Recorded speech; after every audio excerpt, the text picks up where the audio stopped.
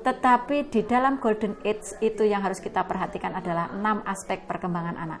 Apa saja? Baik, sudah duhur, cuman pembahasannya semakin menarik. Pertanyaan kami yang berikutnya adalah pesan ibu terhadap orang tua. Cara penanganannya orang tua terhadap anak ketika menghadapi banyak karakter anak pendiam atau gesit tadi itu, Ibu. Terima kasih. Terima kasih, Ustadz. Trik untuk menangani anak yang seperti tadi, anak yang pendiam, anak yang gesit, anak yang istilahnya hiper katanya. Nah, itu adalah yang pertama, kita sebagai orang tua harus tahu karakteristik anak kita.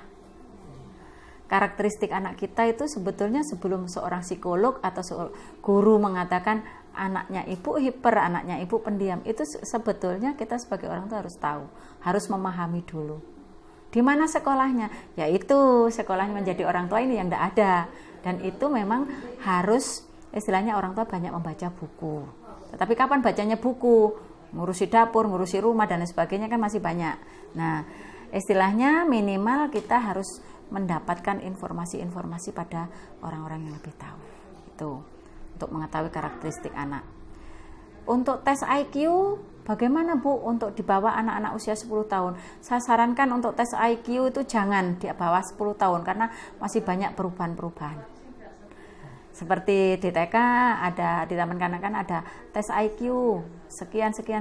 Saya sarankan jangan, karena itu hanya sebagai alibi, istilahnya sebagai penutup. Kasihan orang tua yang pemikir, anakku kok nggak nah itu saya kasihan. Lebih baik saya sarankan jangan untuk mengadakan tes IQ di bawah usia 10 tahun. Terus apa trik orang tua untuk mengatasi anak-anaknya seperti ini? Orang tua pertama adalah penerimaan diri dari orang tua. Penerimaan diri yang seperti apa? Anakku modelnya seperti apa, bentuknya seperti apa, karakteristiknya seperti apa, itu harus diterima. Ini anak adalah amanah. Nah, bagaimana kita sebagai orang tua untuk mengatasi trik-trik atau memberikan trik-trik untuk anak-anak yang punya karakteristik yang berbeda-beda. Anak kita aja 3 anak punya karakteristik yang berbeda. Nah, ini kan buat bingung orang tua. Aku sudah tidak sekolah, ini tidak sekolah itu, disuruh istilahnya mengatasi anak-anak yang seperti ini. Saya harus seperti apa? Sebetulnya lebih mudah, karena prinsip mendidik anak itu hanya ada 3 hal: meniru, melihat, meniru, dan mendengar. Ketika 3 hal ini kita lakukan di hadapan anak, insya Allah anak akan baik-baik saja, anak akan fine-fine saja, dan sesuai dengan perkembangan yang kita harapkan. Tetapi kalau karakter itu sudah dari sononya, minimal anak itu karakteristiknya pasti akan muncul, walaupun kita didik seperti apa. Misalnya anaknya memang karakteristiknya istilahnya perasa, dia pasti ada gitu loh, masih ada walaupun tidak akan munculnya istilahnya hanya sesekali itu.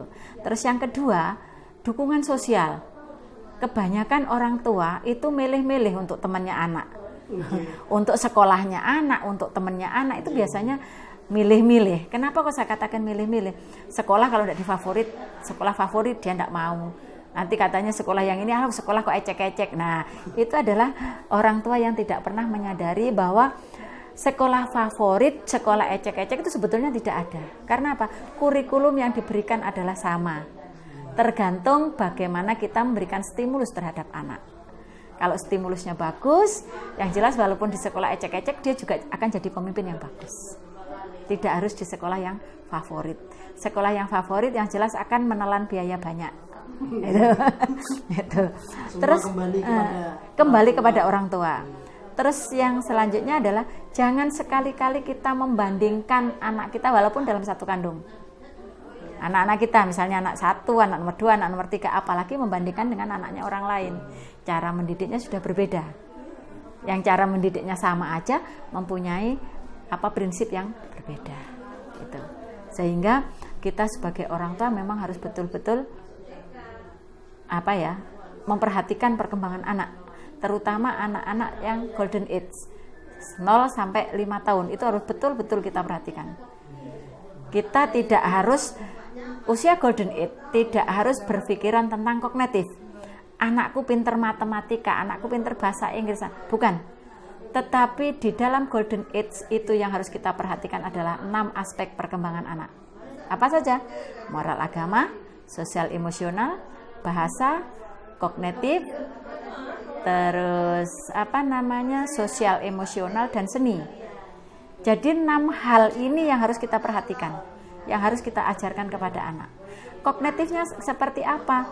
Kognitif anak itu adalah cuman mengenal bentuk, mengenal warna, berhitung. Berhitungnya anak-anak kognitifnya adalah dengan benda real, dengan kenyataan. Misalnya, kenapa pohon itu kok bergoyang? Loh, ternyata ditiup angin. Angin warnanya apa? Nggak akan bisa menjawab. Kadang kalau biasa ngerii orang tua, dia pasti bilang angin warnanya merah. Padahal angin itu tidak bisa kita lihat, tetapi udara itu hanya bisa kita rasakan. Gitu. Jadi beberapa hal yang harus diperhatikan, terutama adalah untuk pendidikan anak itu adalah penerimaan diri, dukungan sosial, dan perbandingan. Itu 3 hal yang sangat vital. Kalau untuk cinta, untuk menghargai, ini adalah nomor sekian. Kalau 3 hal ini sudah kita lakukan, semuanya itu sebetulnya sudah masuk ke 3 hal ini.